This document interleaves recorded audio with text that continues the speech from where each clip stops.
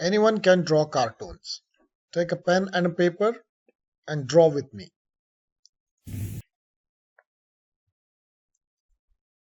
Start with a circle and a dot. This is the one frame of the specs and another one, and we'll connect it. Create the nose and some lines for the mustache. Draw a curve for the chin and a line for the back head. Create a curve for an ear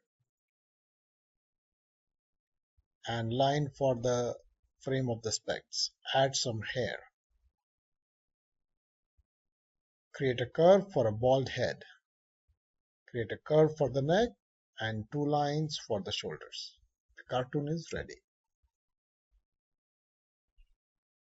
Thank you for watching. You just helped someone get free education. I'm on a mission to provide free education through my channel.